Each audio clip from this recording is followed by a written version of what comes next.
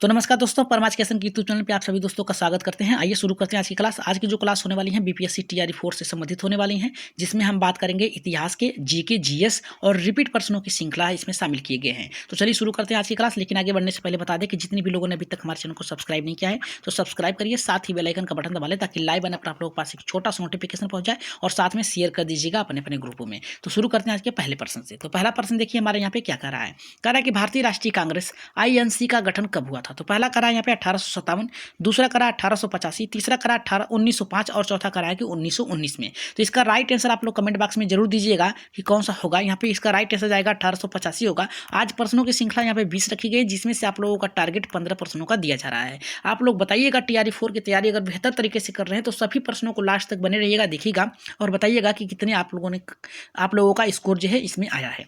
तो यहाँ पे देखिए क्या करा है, व्याख्या करा है। भारतीय राष्ट्रीय कांग्रेस की स्थापना जो थी 28 दिसंबर को हुई थी 1885 में, और साथ में इसे यहाँ पे ब्रिटिश अधिकारी थे एवं हुम के द्वारा भारतीय नेताओं के साथ मिलकर बनाया गया था ताकि ये भारतीय राजनीतिकों की आवाज को एक मंच पर ला सके।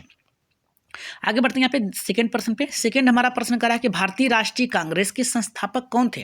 तो पहला हमारा करा है दादा भाई नौरोजी, दूसरा बाल गंगाधर तिलक, तीसरा करा है ए ओम ह्यूम और चौथा करा है कि महात्मा गांधी। तो आप लोगों ने ऊपर ही पढ़ा कि भारतीय राष्ट्रीय कांग्रेस आईएनसी की स्थापना किसने की थी। तो ये जो किया था आपका ए ओम ह्यूम ने किया था 28 दिसंबर 1885 को किया था। आगे बढ़ रहे हैं यहाँ पे दूसरे प्रश्न पे, लेकिन उससे पहले इसकी व्याख्या देख लेते हैं। यहाँ पे देखिए व्याख्या क्या करा कि ए ओम ह्यूम जो थे एक सेवानिवृत्त ब्रिटिश अधिकारी थे। इन्होंने भारतीय नेताओं की मदद से आईएनसी की यानी यहाँ पे इंडियन नेशनल कांग्रेस की स्थापना की थी, जिसमें ताकि भारतीय राजनीतिकों के अधिकारियों को जो भी सहायता है वो मिल सके। आगे बढ़ते हैं यहाँ पे तीसरे प्रश्न पे। तीसरा प्रश्न क्या कर रहा है कि 1905 में बंगाल विभाजन किसके द्वारा किया गया था। तो पहला करा है लॉर्ड डलहौजी, दूसरा करा है कि लॉर्ड कर्जन, तीसरा करा है कि लॉर्ड हार्डिंग और चौथा करा है कि लॉर्ड रिपिन। तो ये जो इसका राइट आंसर जाएगा हमारे यहाँ पे तीसरे का जो राइट आंसर जाएगा दूसरे के साथ जाएगा, लॉर्ड कर्जन के द्वारा किया गया था। और यह राइट आंसर होगा हमारे यहाँ पे ऑप्शन नंबर 2। जितने भी लोगों ने लगाया एकदम सही होगा। आइए इसकी कुछ व्याख्या है उसको भी देख लेते हैं। करा कि लॉर्ड कर्जन ने 1905 ईस्वी में बंगाल में धार्मिक आधार पर पूर्वी और पश्चिमी बंगाल का विभाजन किया था। भारतीयों ने इसे फूट डालो और राज करो की नीति भी माना था और इसे कहा था स्वदेशी आंदोलन। यहाँ से ही स्वदेशी आंदोलन की शुरुआत भी हो गई थी। आगे बढ़ रहे हैं यहाँ पे चौथे प्रश्न पे। चौथा प्रश्न देखिए हमारा क्या करा कि भारतीय राष्ट्रीय कांग्रेस के पहले अधिवेशन की अध्यक्षता जो थी किसने की थी। तो पहला करा है महात्मा गांधी, दूसरा करा है कि ए ओम ह्यूम ने किया था, तीसरा करा है कि WC बनर्जी ने और चौथा करा है कि बाल गंगाधर तिलक ने किया था। तो चौथे का जो राइट आंसर जाएगा आपका यहाँ पे WC बनर्जी ने किया था। और याद रखिएगा ये प्रश्न बहुत ही महत्वपूर्ण है। इसकी व्याख्या थोड़ा सा देख लेते हैं कि किस प्रकार से ये बना है। ये है हमारा व्याख्या कि WBC बनर्जी ने 1885 में मुंबई में आयोजित भारतीय राष्ट्रीय कांग्रेस के पहले अधिवेशन में अध्यक्षता की थी। आगे बढ़ रहे हैं यहाँ पे पांचवें प्रश्न पे। पांचवा देखिए क्या करा है कि यहाँ पे स्वदेशी आंदोलन की शुरुआत कब हुई थी। आपने ऊपर ही पढ़ा था, ठीक है, ऊपर ही पढ़ा था। इसकी जो शुरुआत हुई थी 1905 में हुई थी। राइट आंसर जाएगा ऑप्शन नंबर बी, यानी ऑप्शन नंबर बी। जितने भी लोगों ने लगाया एकदम सही होगा। इसकी व्याख्या थोड़ा सा देख लेते हैं कि शुरुआत कहाँ से हुई थी और किसने की थी। तो यहाँ पे करा कि यहाँ पे बंगाल विभाजन 1905 के विरोध में भारतीयों ने ब्रिटिश वस्तुओं का बहिष्कार किया था, यानी स्वदेशी वस्तुओं को अपनाने का संकल्प भी लिया था यहीं से। आगे बढ़ रहे हैं यहाँ पे छठे प्रश्न पे। छठा प्रश्न क्या कह रहा है कि होम रूल लीग आंदोलन की शुरुआत किसने की थी। तो पहला करा है बाल गंगाधर तिलक और एनी बेसेंट के द्वारा, दूसरा करा महात्मा गांधी और सरदार पटेल के द्वारा, तीसरा करा सुभाष चंद्र बोस और भगत सिंह के द्वारा, चौथा करा जवाहरलाल नेहरू और यहाँ पे लाल बहादुर शास्त्री के द्वारा किया गया था। तो राइट आंसर यहाँ पे छठे का किसके साथ आएगा। तो छठे का जो राइट आंसर जाएगा हमारे यहाँ पे बाल गंगाधर तिलक और एनी बेसेंट के द्वारा किया गया था। इसकी जो व्याख्या है उसको थोड़ा सा देख लेते हैं, बारीकी से समझ लेते हैं कि आखिर क्यों हुआ था। 1916 में बाल गंगाधर तिलक और एनी बेसेंट ने होम रूल लीग आंदोलन शुरू किया था ताकि ब्रिटिश हुकूमत से भारत को यहाँ पे सुशासन होम रूल मिल सके, यानी भारतीयों को आज़ादी मिल सके। आगे बढ़ रहे हैं यहाँ पे नेक्स्ट प्रश्न पे। नेक्स्ट प्रश्न हमारे यहाँ पे 7वां है जो कि बहुत ही महत्वपूर्ण है। करा कि असहयोग आंदोलन कब शुरू हुआ था। तो पहला करा 1919, दूसरा करा कि 1920, तीसरा करा कि 1922 और चौथा करा कि 1930 में। तो राइट आंसर यहाँ पे सातवें का किसके साथ जाएगा। सातवें का जो राइट आंसर जाएगा हमारे यहाँ पे 1920। जितने भी लोगों ने यहाँ ऑप्शन नंबर बी लगाया है एकदम करेक्ट होगा। इसकी व्याख्या थोड़ी ये देख लेते हैं। डाउट पूरा करना यहाँ पे हटाना बहुत ही जरूरी है, क्योंकि डाउटफुल अगर रहेगा तो याद रखिएगा आप प्रश्नों में उलझ जाएंगे। इसीलिए सभी प्रश्नों की व्याख्या भी रखी गई है। अगर क्लास बेहतर लग रही है तो सब्सक्राइब जरूर करिएगा आज की क्लास के लिए। तो यहाँ पे कह रहा है कि महात्मा गांधी 1920 में ब्रिटिश सरकार के खिलाफ असहयोग आंदोलन शुरू किया, जिसमें सरकारी नौकरी, स्कूलों में और ब्रिटिश वस्तुओं का बहिष्कार किया गया था। तो आगे बढ़ते हैं यहाँ पे 8वें प्रश्न पे, जो कि बहुत ही इंपॉर्टेंट है, वेरी वेरी इंपॉर्टेंट ये प्रश्न है, लगा लीजिएगा आप लोग। तो ये कह रहा है हमारा यहाँ पे, कह रहा है जलियांवाला बाग हत्याकांड किस दिन हुआ था? तो पहला कह रहा है 15 अगस्त 1947, नहीं, ये ऑप्शन गलत है। दूसरा कह रहा है कि 26 जनवरी 1950, नहीं, जलियांवाला जो हत्याकांड हुआ था ये आज़ादी से पहले हुआ था। तो यहाँ पे तीसरा कह रहा है कि 13 अप्रैल 1919 में हुआ था, एकदम राइट आंसर होगा आपका यही तीसरा। जितने भी लोगों ने ऑप्शन नंबर 3 लगाया है एकदम सही होगा। आगे बढ़ रहे हैं यहाँ पे इसकी व्याख्या पे। ये कह रहा है कि व्याख्या करा कि जनरल डायर, याद रखिएगा किसके आदेश पर अमृतसर के जलियांवाला बाग में जो हो गोली चलाई गई थी? जनरल डायर के आदेश पर अमृतसर के जलियांवाला बाग में शांतिपूर्ण सभा कर रहे निर्दोष भारतीयों पर गोली चलाई गई थी, और जिसमें सैकड़ों लोग मारे गए थे। इतना याद रखिएगा आप लोग। आगे बढ़ रहे हैं यहाँ पे 9वें प्रश्न पे। 9वां हमारा करा है कि साइमन कमीशन भारत कब आया था? तो पहला करा है 1919 में, दूसरा करा है कि 1927 में, तीसरा करा है कि 1930 में, और चौथा करा है कि 1942 में। तो इसका राइट आंसर आप लोग कमेंट बॉक्स में जरूर दीजिए। इसका राइट आंसर जाएगा हमारा यहाँ पे दूसरे के साथ जाएगा। जो साइमन कमीशन आया था 1927 में आया था, याद रखिएगा। और इसकी व्याख्या है, थोड़ी सी देख लेते हैं हम लोग। देखिए व्याख्या का कह रहा है हमारा, ब्रिटिश सरकार ने भारतीय संविधान में सुधार के लिए 1927 में साइमन कमीशन भेजा गया था, लेकिन इसमें कोई भी भारतीय सदस्य नहीं था। इससे पूरे भारत में एक विरोध प्रकट हुआ था। आगे बढ़ रहे हैं हम नेक्स्ट प्रश्न पे 10वें, जो कि अति महत्वपूर्ण है, याद रखिएगा बहुत ही महत्वपूर्ण है। कह रहा है कि सविनय अवज्ञा आंदोलन किसके नेतृत्व में हुआ था? पहला कह रहा है कि महात्मा गांधी, दूसरा कह रहा है भगत सिंह, तीसरा कह रहा है कि सुभाष चंद्र बोस, चौथा कह रहा है कि लाला लाजपत राय। तो राइट आंसर यहाँ पे हमारा किसके साथ जाएगा? जल्दी से कमेंट करिए 10वें का। अगर 10वें प्रश्न की बात करें किया जाए तो सविनय अवज्ञा जो थी ये आंदोलन महात्मा गांधी के द्वारा चलाई गई थी। और कब चलाई गई थी आइए देख लेते हैं यहाँ पे। 1930 में महात्मा गांधी ने नमक कानून आंदोलन के खिलाफ सविनय अवज्ञा का आंदोलन किया था। याद रखिएगा ये कब हुआ था? 1930 में हुआ था। किसके द्वारा हुआ था? महात्मा गांधी के द्वारा। और क्यों हुआ था? ये नमक कानून के खिलाफ था, और ये जो इसका नाम दिया गया था सविनय अवज्ञा आंदोलन शुरू किया गया था, जिसमें अंग्रेजी कानूनों का शांतिपूर्ण उल्लंघन किया गया था। यानी बिना किसी झगड़े के या फिर बिना किसी हिंसा के ये आंदोलन शुरू किया गया था। आगे बढ़ रहे हैं यहाँ पे नेक्स्ट प्रश्न, जो कि 11वां है, बहुत ही अति महत्वपूर्ण है, इंपॉर्टेंट प्रश्न है, लगा लीजिएगा। करा भारतीय राष्ट्रीय कांग्रेस के किस अधिवेशन में पूर्ण स्वराज की घोषणा की गई थी? पहला करा है 1925 में, दूसरा करा है 1927, तीसरा करा है 1929 में, चौथा करा है कि 1931 में। तो राइट आंसर यहाँ पे किसके साथ जाएगा? जल्दी से कमेंट कर दीजिए 11 का।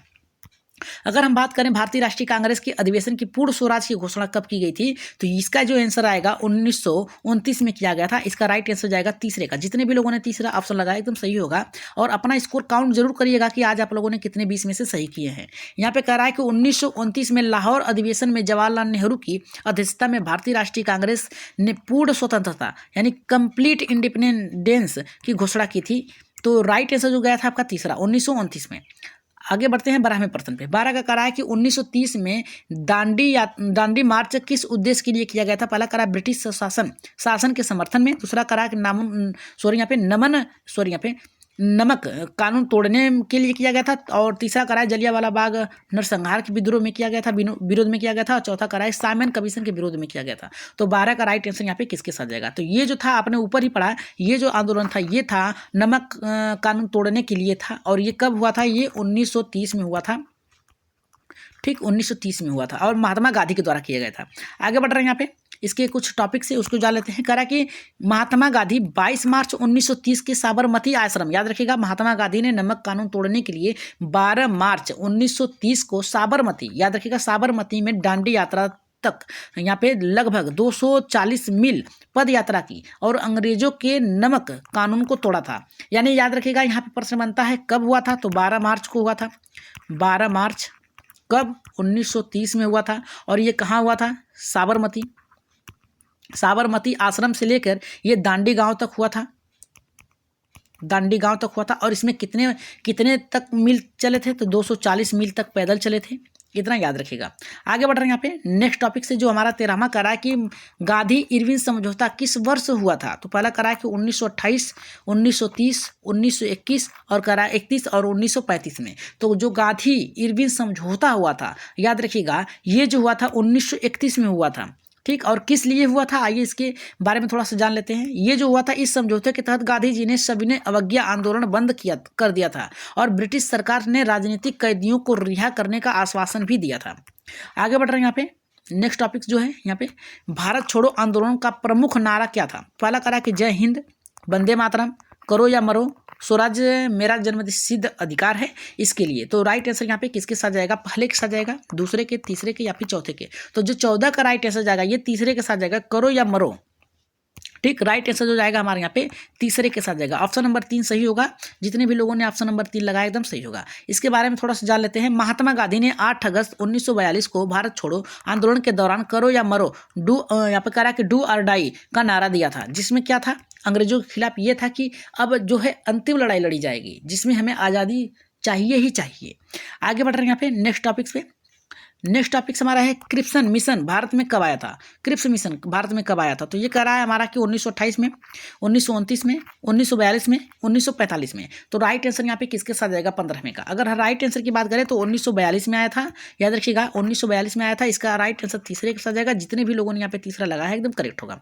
आगे बढ़ रहे हैं इसके टॉपिक्स पे, जो यहाँ पे व्याख्या है। ब्रिटिश सरकार ने द्वितीय विश्व युद्ध के दौरान भारतीय नेताओं को लुभाने के लिए 1942 में क्रिप्स मिशन भेजा था, लेकिन भारतीय नेताओं ने इसे ठुकरा भी दिया था।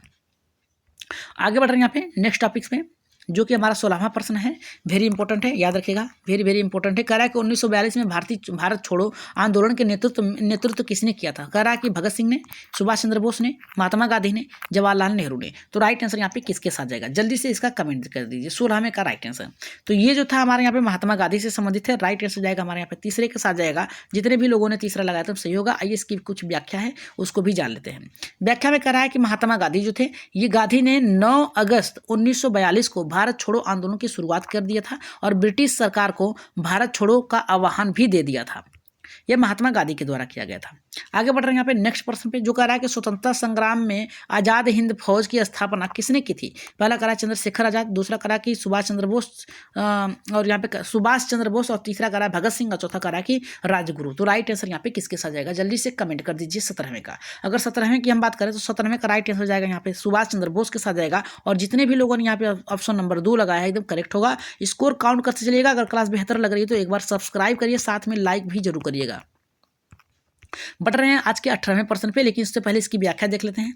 व्याख्या यह करा, सुभाष चंद्र बोस ने द्वितीय विश्व युद्ध के दौरान जापान और जर्मनी के सहयोग से आज़ाद हिंद फौज की INA की स्थापना और दिल्ली चलो का नारा भी लगाया था यहाँ पे। आगे बढ़ रहे हैं यहाँ पे नेक्स्ट प्रश्न में, जो कि 18वां है। कह रहा है कि भारतीय संविधान सभा का गठन कब हुआ था। कह रहा है कि 1942, 1946, 1947, 1950। राइट आंसर 18वें का किसके साथ जाएगा। अगर 18वें की बात किया जाए तो भारतीय संविधान सभा का गठन जो हुआ था यहाँ पे 1946 में हुआ था। राइट आंसर जितने भी लोगों ने दूसरा लगाया एकदम करेक्ट होगा। आगे बढ़ रहे हैं यहाँ पे कुछ इसके जो महत्वपूर्ण तथ्य हैं उसको जान लेते हैं। कह रहा है कि संविधान सभा की स्थापना यहाँ पे 1946 में हुई थी, जिसकी अध्यक्षता डॉक्टर राजेंद्र प्रसाद ने किया था और संविधान सभा का मसौदा BR अम्बेडकर ने तैयार किया था, यानी निर्माण किया था अम्बेडकर ने। और इसके सदस्य जो थे, इसको लाने के बाद जो किए थे यहाँ पे, जिसके द्वारा यहाँ पे लाया गया है, संविधान बनाया गया है, वो जो थे डॉक्टर राजेंद्र प्रसाद थे। आगे बढ़ रहे हैं यहाँ पे नेक्स्ट प्रश्न में, जो कि 19वां है। करा कि भारत को स्वतंत्रता कब प्राप्त हुई थी। पहला करा कि 15 अगस्त 1947, 26 जनवरी 1947 को, 30 जनवरी 1948 को, और कह रहा है कि 2 अक्टूबर 1947 को। तो राइट आंसर यहाँ पे 19वें का किसके साथ जाएगा। तो जो राइट आंसर होगा, हमें आज़ादी जो मिली थी 15 अगस्त 1947 को यहाँ पे मिला था। और ये बहुत ही इंपॉर्टेंट दिन था। इस दिन सभी लोगों के मन में हर उल्लास था, हर लोग खुशी के मारे झूम रहे थे, ताकि वो स्वतंत्र हो गए थे, अपनी बात कहने के लिए भी अब तैयार थे। यहाँ पे देखिए क्या कह रहा है हमारा, यहाँ पे इसकी कुछ व्याख्या है। कह रहा है भारत ने 15 अगस्त 1947 को ब्रिटिश शासन से स्वतंत्रता प्राप्त कर ली। लॉर्ड माउंटेन भारत के पहले गवर्नर जनरल बने थे। आगे बढ़ रहे हैं। यहाँ पे आज की क्लास का लास्ट प्रश्न है जिसका आंसर आप लोग कमेंट बॉक्स में दीजिएगा। भारत का पहला गवर्नर जनरल कौन था? तो पहला करा है कि लॉर्ड माउंटबेटन था, दूसरा करा है सी राजगोपालाचारी थे, और तीसरा करा है जवाहरलाल नेहरू थे, चौथा करा है कि सरदार पटेल थे। इसका राइट आंसर आप लोग कहाँ देंगे? कमेंट बॉक्स में। लेकिन उसके बारे में जाइए, व्याख्या हम दे देते हैं आपको। कह रहा है भारत की स्वतंत्रता के बाद लॉर्ड माउंटेन की पहले गवर्नर जनरल बने, और आजाद यहाँ पे बाद में सी राजगोपालाचारी भारत के पहले भारतीय यहाँ पे गवर्नर जनरल बने थे। तो ये थी आज की क्लास। और आज की क्लास आप लोगों को कैसी लगी बात कमेंट बॉक्स में जरूर बताइएगा, कि व्याख्या के साथ आप लोगों को प्रश्न जो रखे जा रहे हैं ताकि आपके डाउट जो है क्लियर किए जा सकें। तो प्रश्न आप लोगों को कैसे लग रहे हैं एक बार कमेंट बॉक्स में जरूर बताइएगा। और आज के लिए एक बार अपने दिल से सब्सक्राइब करिएगा। सभी लोग सब्सक्राइब करके यहाँ पे बेल आइकन का बटन दबा लीजिएगा, और टेलीग्राम चैनल को ज्वाइन कर लीजिएगा। ठीक, टेलीग्राम चैनल को ज्वाइन कर लीजिएगा। वहाँ पे आप लोगों को पीडीएफ आप लोगों को मिल जाएगी। ठीक, तो आज के लिए इतना ही। धन्यवाद।